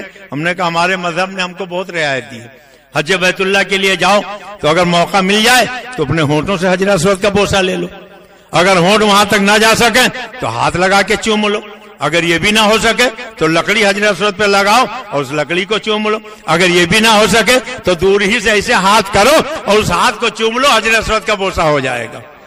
تو جتنے لوگ تاج الشریعہ کے جنازے کی شرکت کے ارادے سے گئے اللہ تعالیٰ نے سب کی حاضری قبول فرما لیا۔ تو حضرت امیر خسرو نے کہا حضور انہوں نے کہہ دیا جو میرے جنازے کو کندھا لگا دے گا وہ جنتی، اس لیے سرکار بڑی بھیڑ تھی۔ کہا اچھا تو تم اس کا مطلب یہ ہے کہ جنت لینے لگے تھے؟ حضرت امیر خسرو کی آنکھ میں آنسو آ گئے۔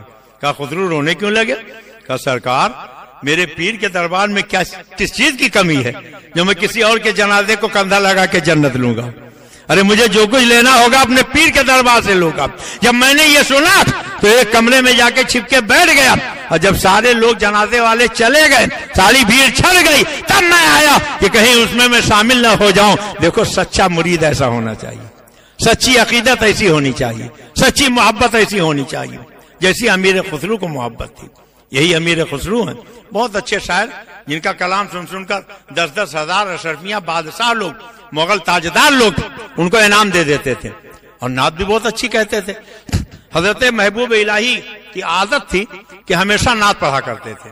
آج ہمارے ہاں کچھ لوگ کہتے ہیں ارے تقریر شروع کرواؤ، کیا یہ نعت شریف معاذ اللہ جن کے دلوں میں بخار ہوتا وہ تو گانا کہتے ہیں کہ یہ گانا بریلوی لوگ آتے رہتے ہیں، مگر سنو یہ حضرت محبوب الہی نظام الدین اولیاء اللہ اکبر ہر وقت پڑھتے رہتے، ہر وقت پڑھتے رہتے اور ایک ہی کلام پڑھتے تھے۔ تو حضرت امیر خسرو نے ایک دن ایک اچھی نعت لکھی، نعت تو سب اچھی ہوتی، اور لے کر آئے، کہا پیر و مرشد آپ کے غلام نے بھی ایک نعت پاک لکھی، آپ اجازت دیں تو آپ کو سنا دوں؟ فرمایا سناؤ. انہوں نے وہ نعت پاک سنائی. حضرت محبوب الہی نے فرمایا خوب اور بہت خوب. اس کے بعد پھر پڑھنے لگے وہی جو پہلے پڑھتے تھے. ایک اور اچھی لے کے لکھا ہے. دوسرے دن سنایا پھر وہی پڑھنے لگے. اس سے زیادہ اچھی ایک اور نعت پاک لکھ کے لائے پھر وہی پڑھنے لگے. تو حضرت امیر خصوص سے برداشت نہ ہوا کہ حضور جب میری لکھی ہوئی نعتیں اچھی ہوتی ہیں خوب اور خوب ہوتی ہیں تو آپ میرا کلام کیوں نہیں پڑھتے؟ حضرت شیخ سعدی ہی کا کلام کیوں پڑھتے؟ تو حضرت محبوب الہی نے فرمایا جاننا چاہتے ہو؟ کہا جی سرکار جاننا چاہتا ہوں. کہا شام کو جب سب چلے جائے تب آنا. جب شام کو پہنچے حضرت محبوب الہی نے پوچھا کیسے آئے تھے؟ کہا حضور آپ ہی نے تو بلایا تھا. کہا اچھا بیٹھ جاؤ. بیٹھ گئے. تو حضرت محبوب الہی نے اپنا ہاتھ حضرت امیر خسرو کے سر پہ رکھ دیا. ہاتھ رکھا تو دیکھا کہ نہ تو محبوب الہی ہیں نہ دہلی کی بارگاہ ہے بلکہ وہ اللہ کے رسول کے دربار میں موجود ہیں. صحابہ موجود ہیں, اولیاء کاملین موجود ہیں. کسی کا انتظار ہو رہا. اتنے میں حضرت شیخ سعدی بلبل شیراز آئے. اور جب شیخ سعدی بلبل شیراز آئے تو اللہ کے رسول نے فرمایا کہ شیخ سعدی جو ہماری منقبت نعت تم نے لکھی ہے کیا مجھے نہیں سناؤ گے؟ کہا سرکار آپ کو نہ سنائیں گے تو کس کو سنائیں گے؟ کہا ذرا سناؤ. تو وہ پڑھنے لگے بلغ العلا بکمالہ, بلندیوں کو پہنچے اپنے کمال کے ذریعے. کشفت دجا بجمالہ, تاریکوں کو چھاڑ دیا اپنے جمال کے ذریعے. حسنت جمیع و خصالہ, اچھی ہے ان کی ساری خصلتیں. اور بس یہی تیسرا شعر پڑھا تو اب اسی کو دہرانے لگے. حسنت جمیع و خصالہ, حسنت جمیع و خصالہ, حسنت جمیع و خصالہ, حسنت جمیع و خصالہ, حسنت جمیع و خصالہ, حسنت جمیع و خصالہ, حسنت جمیع و خصالہ, حسنت جمیع و خصالہ. اللہ کے رسول نے فرمایا سعدی یہی شعر بار بار کیوں دوہرا رہے ہو؟ چوتھا شعر کیوں نہیں پڑھتے؟ رونے لگے. یا رسول اللہ یہ 3 ہی اشعار ہو پائے تھے, چوتھا مصرع نہیں ہو پایا تھا. سرکار نے فرمایا سعدی اگر چوتھا مصرع نہیں ہو پایا تھا تو لکھ دو صلو علیہ وآلہ. ربائی مکمل ہو گئی, ربائی مکمل ہو گئی. تو پتہ چلا کہ نعت پڑھنا اور سننا یہ اللہ کے رسول کو پسند ہے. اس لیے مسلمانوں اللہ توفیق دے تو نعتیاں محفل کیا کرو, محفلوں میں نعت پڑھا کرو, اپنے بچوں کو بھی نعت پڑھنا سکھایا کرو. حضور مجاہد ملت ہمیشہ نعت کے محفلوں میں جھومتے تھے اور میں نے تو دیکھا ہے کہ وہ جب تشریف لاتے تھے تو آنکھوں سے آنسو بہنے لگتے تھے. نعت شریف کی محفل ہوتی تھی, جتنا جیب میں ہوتا سب وہ سرکار کے نام پہ لٹا دیتے تھے, پیش کر دیتے تھے, نظر کر دیتے تھے. اور یہی اتنا نہیں آنسو بہتا رہتا تھا. کتنی عقیدت تھی بریلی والوں سے. حضور مجاہد ملت کے صرف ایک پڑوس کا واقعہ میں آپ کو بتا دوں. آج سے تقریباً 40 سال پہلے رضولی شریف میں کچھ لوگوں نے سنی کانفرنس کے نام سے ایک جلسہ کیا. حضور مجاہد ملت تشریف لائے, حضور تاج الشریعہ تشریف لائے. ایک مقرر کے اس وقت بہت شہرا تھا, وہ آئے تو انہوں نے کہا ان کو بلا لیا ہے, ہم آپ کے جلسے میں تقریر نہیں کریں گے. وہاں ہنگامہ ہو گیا اور ہنگامے کے بعد یہ ہوا کہ وہ مقرر چلے گئے. تو جن لوگوں نے بلایا تھا انہوں نے بے اتنائی برسی. میں بھی نیا نیا آیا تھا, مدرسہ بھی میرا چھوٹا سا تھا, لیکن میں نے دونوں بزرگوں سے کہا کہ آپ لوگ میرے یہاں تشریف لے چلیں. تو سرکار مجاہد ملت اور سرکار تاج الشریعہ دونوں دارالعلوم مخدومیہ تشریف لائے, جو محلہ سفیانے میں اس وقت چھوٹی سی عمارت تھی. نہ پانی پینے کے لیے نل تھا, نہ استنجے کے لیے استنجا خانہ تھا. بغل میں محمد عمر صاحب کا مکان تھا, وہ ان کے ہاں لے جا کے میں نے ٹھہرایا. تو محمد عمر صاحب قریشی کے گھر میں ان کی اہلیہ سرکار مجاہد ملت کی مرید تھی. انہوں نے اپنے بیٹے جاوید عمر سے کہلایا کہ مولانا صاحب سے کہو کہ تمہارے ابا حضور مجاہد ملت سے مرید ہیں, ذہن نصیب سرکار مجاہد ملت آ گئے ہیں, سرکار مجاہد ملت مجھے بھی مرید فرما لیں. میں نے سرکار مجاہد ملت سے کہا تو حضرت نے فرمایا کہ یہاں اعلیٰ حضرت کے شہزادے تاج الشریعہ آرام کر رہے ہیں, میں یہاں کسی کو مرید کروں یہ میری غیرت عقیدت کو گوارا نہیں ہے. ان سے کہہ دو انہی سے مرید ہو جائے. میں نے کہا مگر وہ نہیں مانی کہ میرے شوہر چونکہ حضرت سے مرید ہیں, اس لیے میرا جی چاہتا ہے کہ حضرت سے کہیے کہ ہمیں مرید کر لیں. جب بار بار اصرار کیا تو حضرت تیار تو ہو گئے, مگر کہا یہاں سامنے حضرت آرام کر رہے ہیں تو ادھر سے نہیں, کوئی اور راستہ اندر جانے کا ہو تو ادھر سے لے چلو. گلی میں ایک چھوٹا سا دروازہ جسے جھک کے بیٹھ کے نکلا جا سکتا ہے, ادھر سے سرکار مجاہد ملت اندر گئے. اور جب مرید کرنے لگے آواز اونچی ہو تو کہیں آہستہ بولو, اعلیٰ حضرت کے شہزادے یہاں آرام کر رہے ہیں. آپ ذرا سوچو اور غور गौर करो आला हजरत से कितनी अकीदत थी। खुद सरकार मुजाहिद मिल्लत ने मुझसे फरमाया कि बेटा मैंने जिंदगी में आज तक हजारों मर्तबा बरेली शरीफ के रास्ते से सफर किया, ट्रेन से भी गया, बस से भी गया, प्राइवेट गाड़ियों से भी गया, मगर कभी ऐसा न हुआ कि बरेली शरीफ के रास्ते से गुजर जाऊं, आला हजरत के चौखट को बोसा न दूं, ट्रेन छोड़ देता हूं, जाके हाजिरी देता हूं, चौखट को बोसा देता हूं, फिर दूसरी गाड़ी पकड़ के आगे सफर शुरू करता हूं, बस छोड़ देता हूं, फिर हाजिरी देके दूसरी बस पकड़ता हूं, प्राइवेट गाड़ी रोक लेता हूं, हाजिरी देके तब जाता हूं, इसलिए कि आला हजरत के दरबार से अगर हमारा ये अकीदत का रिश्ता बरकरार रहेगा तो मदीने वाले का भी फैज मिलेगा और सारी अल्लाह रब्बुल इज्जत की रहमतें भी हमें मिलेंगी। इसलिए मुसलमानों, आज सरकार मुजाहिद मिल्लत के इस बज़्म में आप तशरीफ लाए हो तो आप भी बरेली वालों से अकीदत रखो, पीर से कैसे अकीदत होनी चाहिए इसको भी आप महसूस करो। इंशाअल्लाह तबारक तआला खुशखबरी मैं आपको बता दूं कि आपके पीर मुर्शिद सरकार ताजुल शरिया हमारे बीच में नहीं रह गए, मगर उनके शहजादे, उनके लख्ते जिगर, उनके नूर नजर काजिल खुदात फिल हिल्म कायद मिल्लत हजरत मखदूमी व मखदूम ज़ादा अल्लामा असद रज़ा साहब क़िबला, अल्लाह तबारक तआला उनके उम्र में, इल्म में, फजल में, कमाल में बेपाया बरकतें अता फरमाए, वो अभी मौजूद हैं। अभी 2 दिन पहले मैं बरेली शरीफ गया था, उन्होंने अल्हम्दुलिल्लाह 5 तारीखें मुझे दी हैं, 27 मार्च, 28 मार्च, 29 मार्च, 30 मार्च, 31 मार्च और एक 1 अप्रैल की भी इंशाअल्लाह कल तारीख के लिए राब्ता करूंगा। 27 मार्च को वो रहेंगे सरावस्ती जिले में बदलापुर चौराहा, 28 मार्च को वो सुल्तानपुर पांचों पीरन के उर्स में रहेंगे और 29 मार्च को आपके पड़ोस में चदरा मोह में हजरत रहेंगे और 30 मार्च को दारुल मखदूमिया की 42वीं सालाना पैगाम हक कॉन्फ्रेंस होगी और 31 मार्च को फैजाबाद में रहेंगे और इंशाअल्लाह 1 मार्च की अगर मंजूरी दे दिया तो बहराइच शरीफ में रहेंगे। तारीख आप नोट कर लें, अभी से आपके करीब में 29 मार्च को और 30 मार्च को चदरा मोह और रुदौली शरीफ में रहेंगे। हजरत के साथ उनके दामाद शेख तफसीर जामिअतुर रज़ा हजरत अल्लामा मुफ्ती आशिक हुसैन साहब क़िबला मददिल्लाहुल आली भी रहेंगे। हिंदुस्तान के टॉप के मुक़र्रिर प्रोफेसर अल्लामा डॉक्टर शहरियार रज़ा साहब पूर्णिया बिहार के तशरीफ ला रहे हैं। मौलाना मुफ्ती शहजाद साहब से भी राब्ता किया जा रहा और हिंदुस्तान का वो शायर जिसको सुनने के लिए हिंदुस्तान ही नहीं पूरी दुनिया के लोग बेचैन रहते हैं, जिन्हें असद इकबाल कहा जाता है, उनकी भी मंजूरी मिल चुकी है। हिंदुस्तान का वो नामवर अदीब और वो नकीम जिन्हें दुनिया मौलाना डॉक्टर हसन अतहर कहती है, उन्होंने भी मंजूरी दे दी है।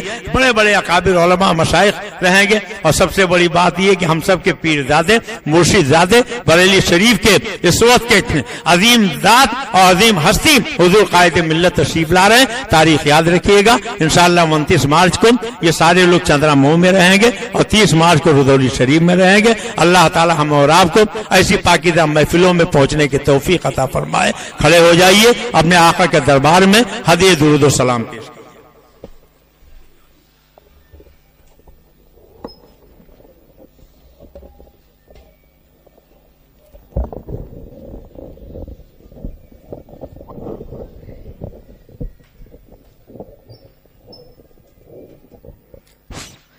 मुस्तफा जाने रहमत लाखों सलाम, शम्ओ बज़ में हिदायत लाखों सलाम। मुस्तफा जाने रहमत लाखों सलाम, शम्ओ बज़ में हिदायत।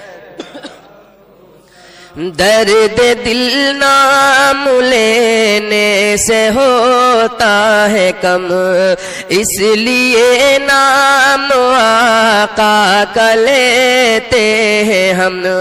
झूम कर लिख रहा है रज़ा का कलम, शहर यारे इरम ताजदारे हरम। शहर यारे इरम ताजदारे हरम, नौ बहारे शफाअत लाखों सलाम। मुस्तफा जाने रहमत लाखों सलाम, शम्ओ बज़ में हिदायत। फज़ल रब्बी से मुर्दों को जिंदा زندہ کیا، ایک عجوبہ زمانے کو دکھلا دیا۔ آج بھی لوگ کہتے ہیں صد مرحبا غوث اعظم امام التقی والنقی، غوث اعظم امام التقی والنقی، جلوہ شان قدرت لاکھوں سلام، مصطفیٰ جان رحمت پہ لاکھوں سلام، شمع بز میں ہدایت پہ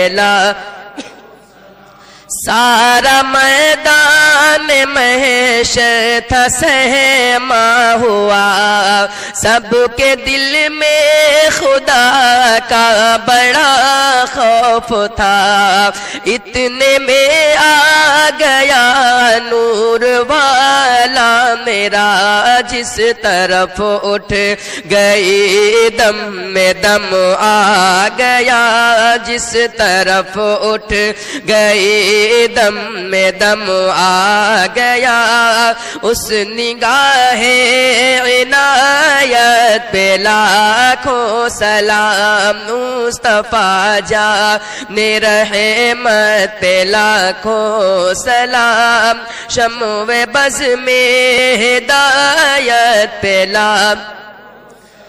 ہند میں بے مثالی ہے وہ واسطہ، فیض پاتا ہے جس در سے سارا جہاں، جا کے اجمیر دیکھو ہے کیسا سما، خواجہ خواجگاں شاہ ہندوستاں، خواجہ خواجگاں شاہ ہندوستاں، خواجہ دین و ملت پہ لاکھوں سلام، مصطفیٰ جان رحمت پہ لاکھوں سلام، شمع بز میں ہدایت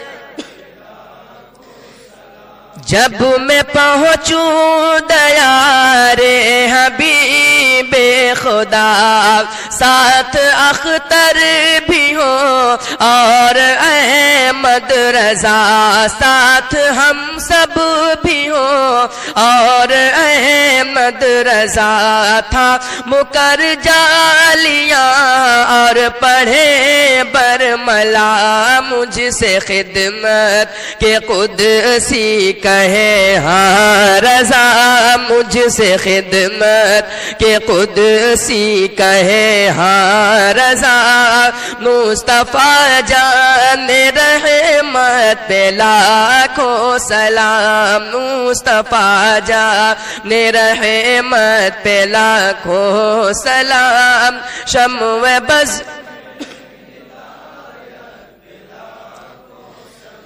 ہم نے جانا نہ تھا آپ کا مرتبہ، ایک ولی نے مگر ہم پہ ایسا کیا، سرمہ عشق آنکھوں میں پہنا دیا، ڈال دی قلب میں عظمت مصطفیٰ، ڈال دی قلب میں عظمت مصطفیٰ، سیدی اعلی حضرت پہ لاکھوں سلام، مصطفیٰ جان رہے شمع بز میں ہدایت پہ لاکھوں سلام، یا نبی سلام